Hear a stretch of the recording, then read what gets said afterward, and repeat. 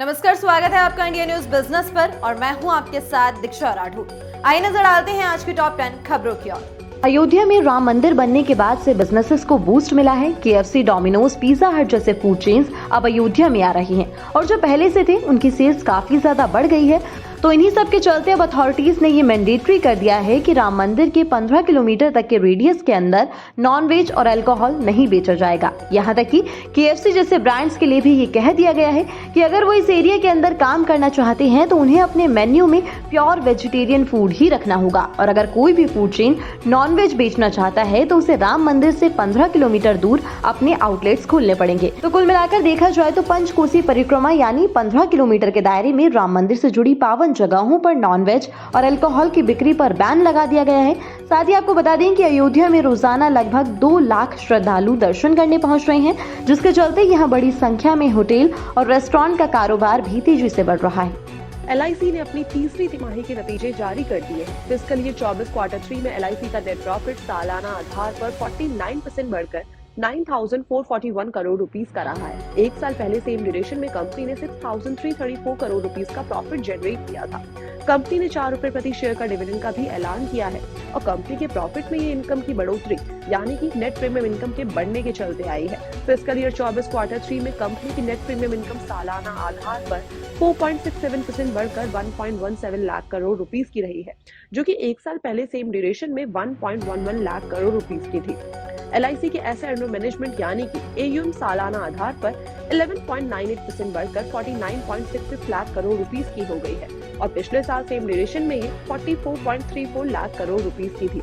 वहीं fiscal year 24 quarter 3 में LIC का ग्रॉस नॉन परफॉर्मिंग एसेट यानी कि GNPA 2.15% रहा है।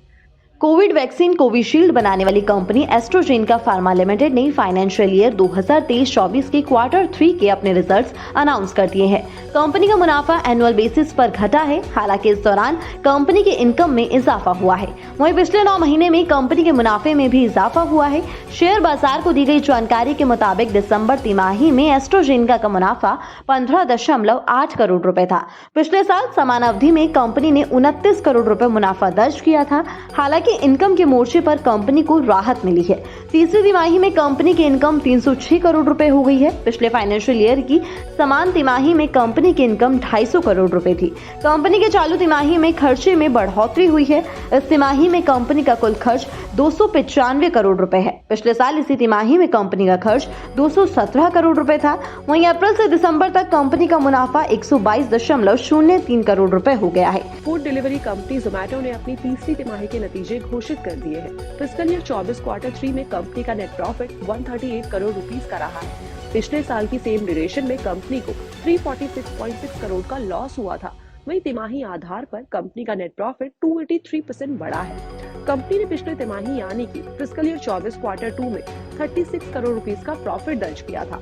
ऑपरेशन से क्वार्टर 3 में कंपनी का कंसोलिडेटेड रेवेन्यू भी सालाना आधार पर 69% बढ़कर 3,288 करोड़ रुपीस का रहा है। पिछले फाइनेंशियल ईयर की इसी ड्यूरेशन में कंपनी ने करीबन 1,948 करोड़ रुपीस का रेवेन्यू जनरेट किया था। इसके साथ ही साथ कंपनी ने शेयर में पिछले 1 महीने में 5.73%, पिछले 6 महीने में 50.9% और 1 साल में 161.03% का रिटर्न दिया है। कंपनी का मार्केट कैप इस टाइम पे 1.23 लाख करोड़ रुपीस का दर्ज किया जा रहा है। उत्तर प्रदेश के योगी आदित्यनाथ सरकार ने अपने कुछ कर्मचारियों को महंगाई भत्ता यानी डियरनेस अलाउंस का बड़ा तोहफा दिया है। सरकार ने रोडवेज कर्मचारियों के लिए DA हाइक में 10% तक की बढ़ोतरी कर दी है। इस बढ़ोतरी के बाद अब इन कर्मचारियों का DA 38% हो चुका है। सरकार के इस ऐलान के बाद करीब 12,000 कर्मचारियों ने खुशी जताई है। बता दें कि इन कर्मचारियों के DA में बढ़ोतरी का फैसला काफी समय से चल रही धरना प्रदर्शन के बाद आया है। रोडवेज कर्मचारी DA में बढ़ोतरी की मांग लंबे समय से कर रहे थे। सरकार के इस फैसले से 12,000 कर्मचारियों को सीधा फायदा होगा, क्योंकि अब इन कर्मचारियों की सैलरी बढ़कर आएगी। इससे पहले इन कर्मचारियों को 28% DA दिया जाता था, जो अब बढ़ोतरी के बाद 38% हो चुका है और इस बढ़ोतरी से राज्य पर 7.5 से 8 करोड़ रुपए का अतिरिक्त खर्च का भार पड़ेगा। DA में बढ़ोतरी का ऐलान यूपी परिवहन विभाग की तरफ से किया गया है। एंट्रो हेल्थ केयर सोल्यूशन का initial public offering public subscription के लिए आज यानी कि 9 फरवरी को ओपन हो गया है। इस इशू के जरिए कंपनी 1,600 करोड़ जुटाना चाहती है। रिटेल इन्वेस्टर्स इस IPO के लिए 9 फरवरी से लेकर 13 फरवरी तक बोली लगा सकते हैं। 16 फरवरी को ये BSE और NSE पर कंपनी के शेयर्स जो हैं वो लिस्ट हो जाएंगे। इस IPO के लिए रिटेल इन्वेस्टर्स को मिनिमम 1 लॉट यानी कि 11 शेयर्स के लिए अप्लाई करना होगा। इस IPO का प्राइस बैंड जो है वो है 1195 से लेकर 1258। अगर आप IPO के अपर प्राइस बैंड यानी कि 1258 के हिसाब से 1 लॉट के लिए अप्लाई करते हैं तो आपको 13,838 रुपीज लगाने होंगे। रिटेल इन्वेस्टर्स मैक्सिमम 14 लॉट यानी कि 154 शेयर्स के लिए बिडिंग कर सकते हैं, जिसके लिए उन्हें 1,93,732 इन्वेस्ट करने होंगे। आपको बता दें कि इस इशू के लिए कंपनी 1000 करोड़ के 79,49,125 फ्रेश शेयर जारी करेगी। केंद्र सरकार ने चौधरी चरण सिंह, पूर्व प्रधानमंत्री PV नरसिम्हा राव और MS स्वामीनाथन को सर्वोच्च सम्मान भारत रत्न देने का ऐलान किया है। भारत रत्न के ऐलान के साथ ही प्रधानमंत्री नरेंद्र मोदी ने चौधरी चरण सिंह, नरसिम्हा राव और MS स्वामीनाथन की तारीफ भी की है। PM मोदी ने अपने अपने क्षेत्रों के लिए किए गए तीनों के कामों को याद किया और कहा कि हमारी सरकार का ये सौभाग्य है कि देश के पूर्व प्रधानमंत्री चौधरी चरण सिंह जी को भारत रत्न से सम्मानित किया जा रहा है। ये सम्मान देश के लिए उनके अतुलनीय योगदान को समर्पित है। उन्होंने किसानों के अधिकार और उनके कल्याण के लिए अपना पूरा जीवन समर्पित कर दिया था। उत्तर प्रदेश के मुख्यमंत्री रहे हों या देश के गृह मंत्री और यहाँ तक कि एक विधायक के रूप में भी उन्होंने हमेशा राष्ट्र निर्माण को गति प्रदान की। वहीं इससे पहले केंद्र सरकार ने बिहार के पूर्व मुख्यमंत्री कर्पूरी ठाकुर को भी भारत रत्न देने का ऐलान किया। मुश्किलों से जूझ रही पेटीएम ई-कॉमर्स स्टार्टअप बिट्सला को खरीदने जा रही है। मीडिया रिपोर्ट्स के अकॉर्डिंग पेटीएम और बिट्सला के बीच डील फाइनल स्टेज पे है और जल्द ही पूरी हो सकती है। Bengaluru based Bitsila open network for digital commerce यानी कि ONDC स्टार्टअप है। सेलर साइड ऐप के रूप में ONDC में स्टार्टअप का रोल B2B है, क्योंकि ये छोटे ट्रेडर्स को नेटवर्क से जोड़ने में मदद करता है।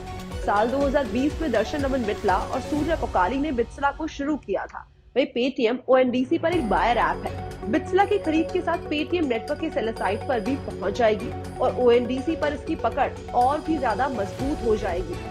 ONDC एक नॉट फॉर प्रॉफिट कंपनी है। SBI, HDFC जैसे कई बैंक इसके शेयर होल्डर्स भी हैं। इस कंपनी को भारत सरकार का सपोर्ट मिला हुआ है और साथ ही साथ बता दें ONDC पर ऑल ओवर इंडिया 35,000 से ज्यादा सेलर है। PLI स्कीम के वजह से लगभग 5 लाख लोगों को पिछले 3 साल में डायरेक्ट और इनडायरेक्ट तरीके से एम्प्लॉयमेंट मिला है और अब एक्सपेक्टेड है कि आने वाले 2 से 2.5 साल के टाइम पीरियड में मोबाइल फोन इंडस्ट्री का जो रिजल्ट सामने आएगा वो ये सामने आएगा कि लगभग 2 से 2.5 लाख लोगों को और रोजगार मिलेगा, चाहे वो डायरेक्ट तरीके से हो या इनडायरेक्ट तरीके से हो। इसको हम इसी तरीके से समझ सकते हैं जिस तरीके से एप्पल इंडिया में अपने आप को एक्सपेंड करने के लिए फॉक्सकॉन और विस्ट्रॉन और पैगाट्रॉन जैसी कंपनियों के साथ टाई अप कर रहा है। ये कंपनी अपने प्रोडक्शन कैपेसिटी को बढ़ाने पर फोकस कर रही है, तो इससे डेफिनेटली डायरेक्टली और इनडायरेक्टली तरीके से लोगों को रोजगार मिलेगा। बट इसमें इंपॉर्टेंट फैक्टर जो रहेंगे वो ये रहेगा, पहला तो ये रहेगा कि ग्लोबल लेवल पर जो मोबाइल फ़ोन की डिमांड है वो इंक्रीज़ हो सके और दूसरा ये है कि ग्लोबल लेवल पर ही इंडिया का जो मोबाइल फ़ोन का एक्सपोर्ट का मार्केट है वो भी ग्रोथ कर सके। हफ्ते के आखिरी कारोबारी दिन बाजार हरे निशान के साथ जाके बंद हुए। निफ्टी करीबन 67 पॉइंट्स की मजबूती के साथ 21,785 के लेवल पे जाके बंद हुआ। इसी तरह बैंक निफ्टी भी करीबन आज 686 पॉइंट्स की मजबूती के साथ 45,698 के लेवल पे जाके बंद हुआ। अगर आज सेंसेक्स की बात करी जाए तो आज सेंसेक्स में करीबन 167 पॉइंट्स की मजबूती देखने को मिली और आज सेंसेक्स करीबन 71,595 के लेवल पे जाके बंद हुआ।